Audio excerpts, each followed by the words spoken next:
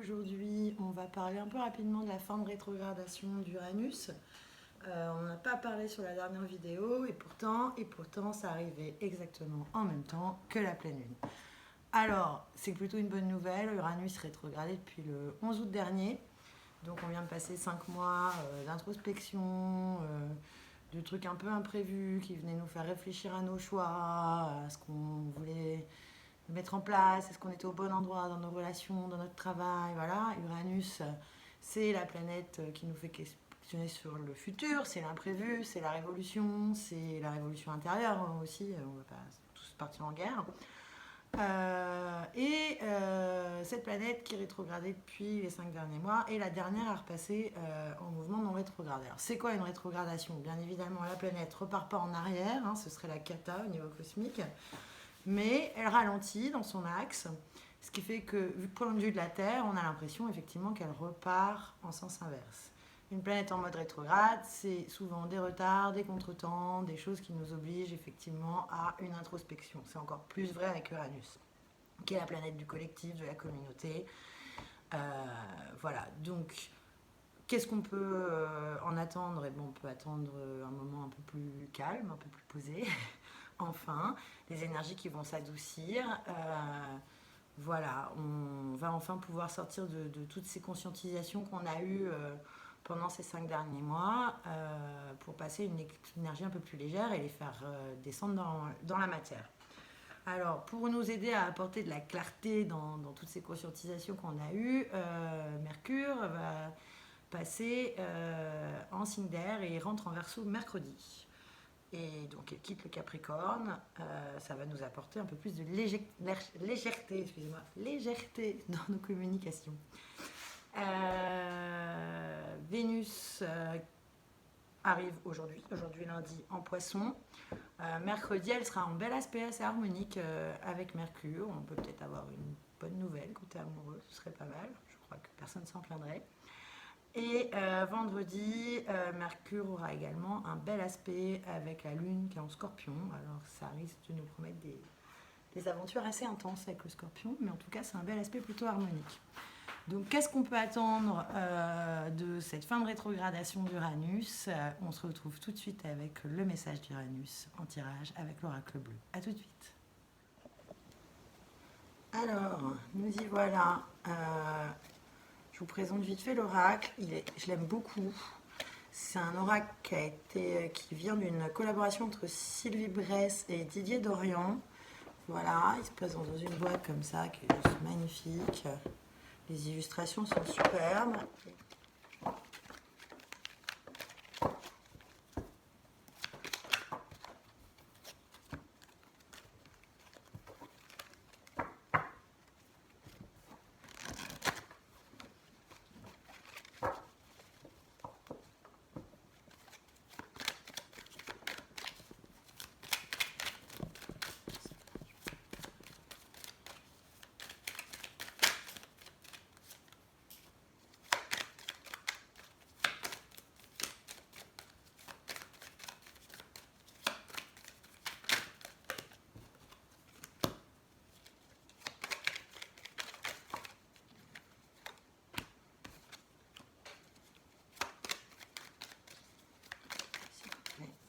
Il y a de Mercure, son message pour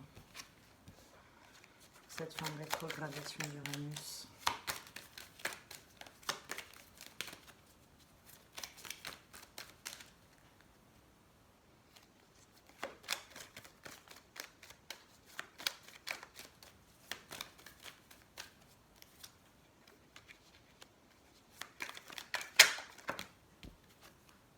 Et ben voilà.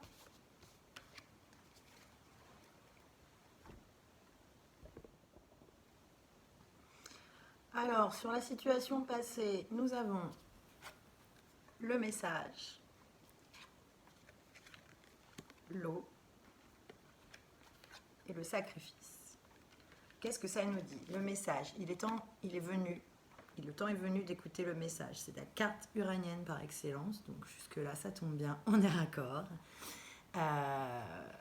Avec celle-ci, elle nous indique qu'on va avoir le soutien d'une personne, et vous voyez d'ailleurs, on a le même petit bonhomme. d'un signe d'eau. Donc Cancer, Poisson, Scorpion. Donc on va pouvoir s'appuyer sur des prises de conscience qui vont venir par le biais de messages et de l'aide d'une personne de signe d'eau. Dans cette situation passée, ou en tout cas qui correspond à ce sur quoi la situation de départ, on a ici le sacrifice.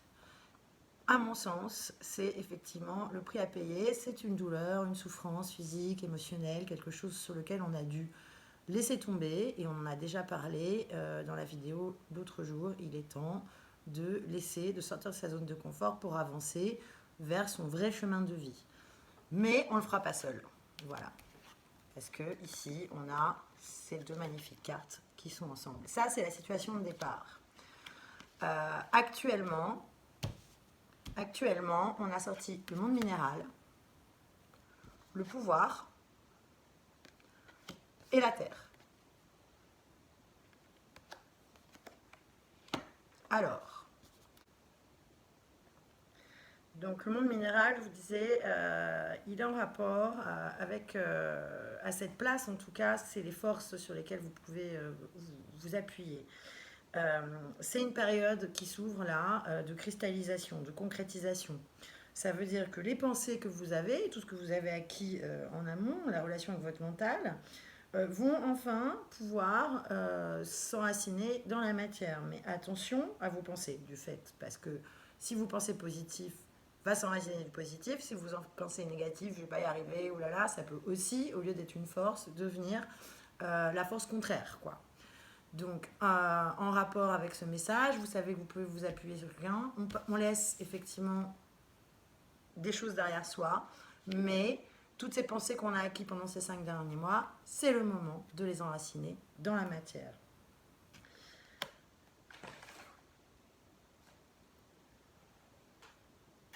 Il va falloir vous apprendre à vous projeter sur le moyen terme, consigner vos pensées, les planifier, voilà, ce que ça dit, grosso merdo. Ensuite, les acquis, etc. On a la carte du pouvoir, donc il est temps de reprendre son propre pouvoir. Hein. Et lié à la Terre, Uranus était en Taureau, donc voilà, on ancre dans la matière. On part du mental pour reprendre, regardez cette carte. Vous voyez, c'est aussi comment on se voit nous-mêmes hein, dans le miroir. Et donc le fait, c'est pareil. Cette carte, elle dit encore que les pensées vont vraiment là, les cartes indiquent une importance du psychisme et de ce que vous allez penser pour l'ancrer. Voilà, la Terre. Alors, l'issue possible de la situation future. On a le temple. C'est une magnifique carte. Vous voyez, on retourne à son temple intérieur, quoi. C'est le premier pas,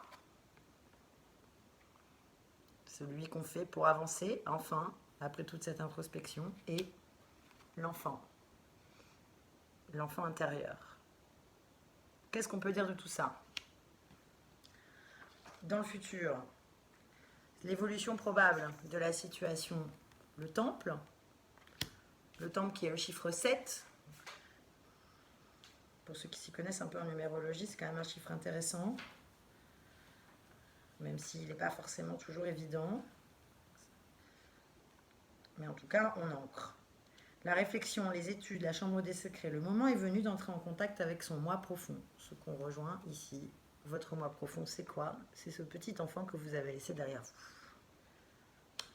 Elle annonce une période de recherche intérieure, d'interrogation, de méditation, de recul, de retrait. Cette réflexion nécessaire, cette solitude est liée à la respiration, au souffle. Donc, elle est aussi liée à une personnalité assez saturnienne, cette carte. Donc, on sait qu'on en a parlé, on a beaucoup de planètes en Capricorne, donc il ne va pas falloir le faire sans laisser tous ces attraits du Capricorne. Maintenant, dans le Capricorne, il peut y avoir, au premier abord, un côté assez avide, matérialiste de réussite, et plus il avance dans le temps, et plus il a une vocation à devenir l'initié. Et cette carte, elle parle de cette période d'étude et de réflexion. Donc encore une fois, il va falloir y aller étape par étape. Ce que le monde minéral juste à côté venait nous dire, planifier les choses. Faire le premier pas vers vos rêves. On en a parlé également dans la dernière vidéo, donc le message est un peu récurrent, il est temps. Et c'est le moment d'y aller pour retrouver votre enfant intérieur. Encore une fois, avancez vers vos rêves. Voilà, j'espère que le message est entendu. On va peut-être aller chercher un petit conseil supplémentaire avec le tarot des rêves de Gaïa. Alors, le tarot des rêves de Gaïa, je l'ai beaucoup ici celui-là. C'est un tarot qui a été conçu par Rabin Félan. Très joli.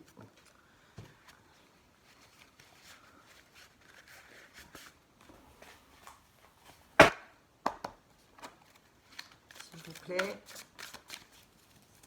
quel conseil suite au message d'Uranus pour cette fin de rétrogradation?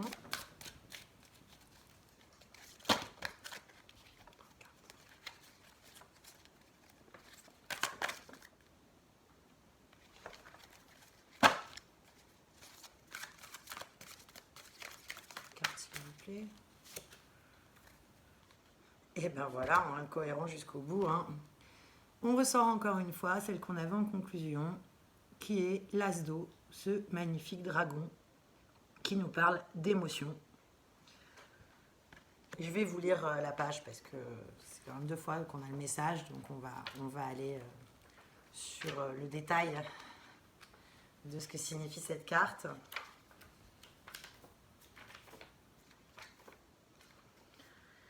L'As d'eau symbolise le début d'un nouvel amour et ces sentiments d'excitation que le vit au commencement d'une nouvelle relation. Ces sentiments grandissants d'attirance et d'engouement qui vous attirent et vous fait oser passer outre le bon sens ordinaire. Tomber amoureux est paradoxal, c'est à la fois excitant et terrifiant avec des flots d'émotions qui vous brassent et vous emportent. La rivière peut vous porter gentiment ou bien vous mener vers des rapides ou pire vers des chutes. Où que vous soyez amené, c'est pour vous le moment d'ouvrir votre cœur à un ou une autre ou à une nouvelle expérience ou occasion. N'oubliez pas que l'As d'eau ne symbolise pas nécessairement une relation romantique. Il vous est demandé de laisser votre désir, votre passion ou votre attraction vous porter dans leur flot et d'avoir confiance que cela vous mènera là où vous devez aller.